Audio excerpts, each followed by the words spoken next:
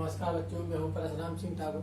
आज आपको क्लास 8 का चैप्टर 1 का लेक्चर नंबर 3 लेकर आया हूं। ठीक है, पिछले लेक्चरों में अपन संख्याओं के बारे में जान चुके हैं, कौन कौन सी संख्याएं होती हैं, किस किस प्रकार की संख्याएं होती हैं। ठीक है, आज आपको गुणधर्म के बारे में जानना है। जो संख्या होती है उनकी उसमें साहचर्यता क्या जानना है, साहचर्यता या सहचारित क्या जानना है, साहचर्यता या सहचारित। ठीक है, अब देखो 4 प्रकार की संख्याएं बताई थी पिछले लेक्चर में। कितने प्रकार की संख्याएं बताई थी? 4 प्रकार की। कौन कौन सी? योग, व्यवकलन, गुणन और विभाजन। अब चारों संक्रियाओं में से अपन को देखना है कौन कौन सी संक्रिया में साहचर्यता नियम लगता है, कौन कौन सी संक्रिया में साहचर्यता नियम नहीं लगता। ठीक है, तो अपन पहले पूर्ण संख्याओं के लिए देखेंगे। कौन संख्याओं के लिए? पूर्ण संख्याओं के लिए साहचर्यता नियम। अब अपन देखेंगे योग में। सबसे पहली संक्रिया कौन थी अपनी? योग। कौन सी थी?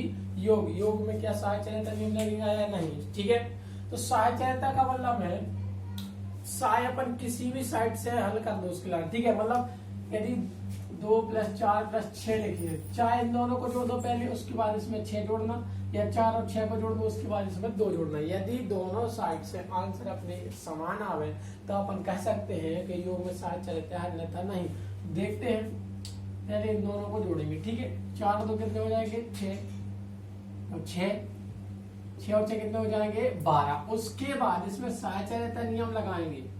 ठीक है, मतलब पहले इन दोनों को हल करेंगे, 2 के 2, 6 और 4 कितने हो जाएंगे? 10। 10 और 2 कितने हो रहे हैं? 12। यहाँ पर भी 12 और यहाँ पर भी 12, दोनों आंसर अपने कैसे समान। इसलिए अपन कह सकते हैं पूर्ण संख्याओं में, जो भी पूर्ण संख्या होती है उसमें योग में साहचर्यता होती है। क्या में साहचर्यता होती है? योग में। और योग के बाद देखेंगे व्यवकलन। क्या देखेंगे? व्यवकलन। व्यवकलन का मतलब क्या होता है? घटाना। क्या होता है व्यवकलन का मतलब? घटाना। इसमें देखो 5 + ऋण 2 + ऋण 3। चलो ठीक है, इसमें देखो पहले इन दोनों को हल करेंगे। 5 में से 2 घटाए कितने बचे? 3 और ऋण 3 के ऋण 3 की अंत कितना? 0। साहचर्यता नियम यदि इसमें लगाएंगे 5 ऋण 2 ऋण 3, तो पहले इन दोनों को सॉल्व करना पड़ेगा। 5 के 5 ऋण का ऋण, 3 में से 2 हटाए मतलब या 2 में से ऋण 3 हटाए मतलब 3 घटा दो, कितना बचे यहाँ पर? ऋण 1। तो 5 के 5 ऋण क्या हो जाएगा? धन 1 का 1।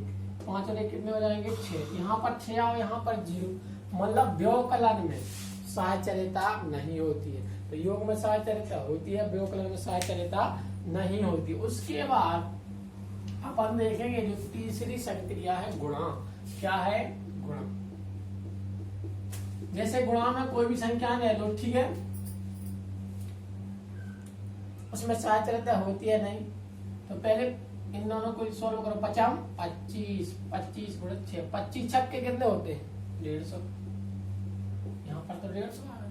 अब देखेंगे संख्याओं को बदल कर, 5 और 6। अब इन दोनों को सॉल्व करो। 5 के 5 5 छक्के 30, 30 पंचे कितने हो? 150। ठीक है, यहाँ पर ये भी क्या होगी अपनी? साहचर्यता है गुणन में। क्या में साहचर्यता है? गुणन में। क्योंकि चाहे अपन इन दोनों संख्याओं को पहले गुणा करो, चाहे इन दोनों को पहले गुणा करो, दोनों में आंसर कैसे हो अपना? समान। इसलिए अपन कह सकते हैं कि गुणा में साहचर्यता होती है। ठीक है, अब भाग में साहचर्यता होगी या नहीं होगी? देखो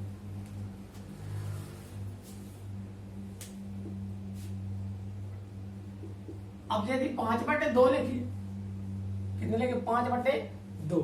इसके लिए हल करो या इसके लिए बदल करो। ठीक है, 2/5 करो, तब क्या साहचर्यता नियम लगेगा? बिल्कुल नहीं, क्योंकि 2 का भाग दे 2 दूनी 4 और 2 पंचे 10। यहाँ पर 0.4 आ गया। ठीक है, तो यहाँ पर आंसर अलग अलग आ रहा है, इसलिए अपन कह सकते हैं कि भाग में साहचर्यता नहीं होती। तो साहचर्यता कौन कौन से में लगती है? पूर्ण संख्याओं में, संक्रियाओं में, योग में और गुणन में साहचर्यता होती है। व्यवकलन और भाग में साहचर्यता नहीं होती। उसके बाद अपन को जानना है, जो कि बहुत आईएमपी टॉपिक है, शून्य की भूमिका। क्या की भूमिका? शून्य की भूमिका। बार बार पूछे जाते क्वेश्चन। ठीक है, संख्या में शून्य की भूमिका देखो। ठीक है, कोई भी यदि शून्य का 0 में कोई भी संख्या में गुणा कर दिया जाए तब परिवर्तन होता है, वो संख्या 0 हो जाए। ठीक है, कोई भी संख्या में यदि भाग दिया जाए 0 को तब भी परिवर्तन होता है, लेकिन यदि कोई भी संख्या में 0 जोड़ो या 0 में कोई संख्या जोड़ो तो उस संख्या में कोई परिवर्तन नहीं होता। जैसे 5 में 0 जोड़ा कितने आएंगे 5, 15 में 0 जोड़ो कितने आएंगे 15, या 0 में 15 जोड़ो तो कितने आए 15। मतलब कोई परिवर्तन नहीं होता है। में योग करने पर 0 का कोई भी संख्या में योग करने पर कोई परिवर्तन नहीं होता है, इसलिए अपन शून्य को क्या बोलते हैं, शून्य को योज्य तत्समक। क्या बोलते हैं, योज्य तत्समक। ठीक है, हमेशा ध्यान रखना, योज्य तत्समक की बात आए तो शून्य को बोलते हैं। योज्य का मतलब इसलिए बोलते हैं क्योंकि योग करे में कोई परिवर्तन नहीं होता है, या ऐसे कोई योगात्मक तत्समक भी बोल सकते हैं। ठीक है, तो योज्य तत्समक क्या है, शून्य। योज्य तत्समक क्या है, शून्य। उसके बाद एक की भूमिका, कितने की भूमिका, 1। अब एक ऐसी संख्या यदि 1 का योग करो कोई संख्या में तब तो परिवर्तन होगा। 5 में 1 जोड़ो कितने हो जाएंगे 6। लेकिन 1 का गुणा यदि कोई संख्या में करो तो कोई परिवर्तन होता है क्या, नहीं होता है। तो गुणा करने में 1 का कोई परिवर्तन नहीं होता, इसीलिए 1 को क्या बोलते हैं, गुणात्मक तत्समक। क्या बोलते हैं, गुणात्मक तत्समक। अब गुणात्मक तत्समक इसलिए बोलते हैं क्योंकि 1 का गुणा करने में कोई परिवर्तन नहीं होता। जैसे 5 में 1 का गुणा किया कितने आएंगे 5, 12 में 1 का गुणा किया कितने आएंगे 12।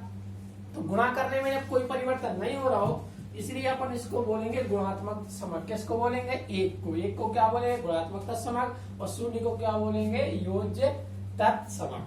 ठीक है, उसके बाद देखेंगे अपन व्युत्क्रम, या व्युत्क्रम को क्या बोलते हैं, गुणात्मक प्रतिलोम। क्या बोलते हैं, गुणात्मक प्रतिलोम। प्रतिलोम का मतलब ही होता है उल्टा, ठीक है, विपरीत।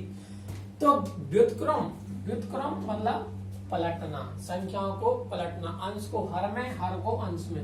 यदि कोई जैसे एक परिमेय संख्या है 5/2, हमने बोला इसका व्युत्क्रम ज्ञात करो। क्या ज्ञात करो, व्युत्क्रम। तो 5/2 का व्युत्क्रम कितना होगा, 2/5। सिंपल सी बात है। हमने बोली ऋण 3/2 को व्युत्क्रम करो, तो सिंपल सी बात है, ऋण तो ऋण रहेगा। 3/2 के कितने हो जाएंगे, 2/3।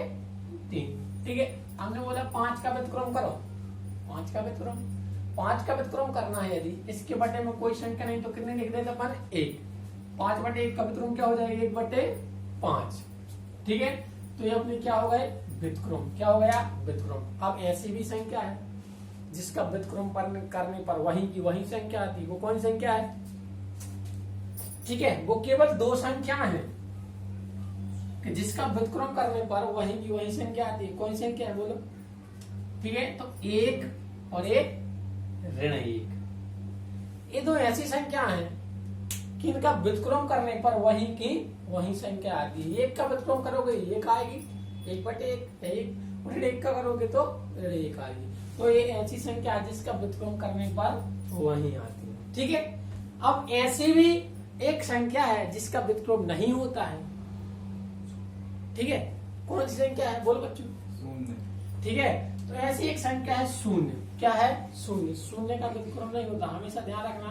खाली स्थान में आता है, सही विकल्प में आता है कौन संख्या जिसका व्युत्क्रम नहीं होता, शून्य का व्युत्क्रम नहीं होता। क्यों नहीं होता, शून्य के लिए यदि अपन पलटेंगे तो इसके बटे में यदि 1 रहेगा तो इसको पलटेंगे 1/0। 0 को गुणा इतनी बार करना कि 1 आ जाए, जो कि कभी पॉसिबल नहीं, इम्पॉसिबल है, तो इन्फिनिटी आता है। ठीक है, इसलिए शून्य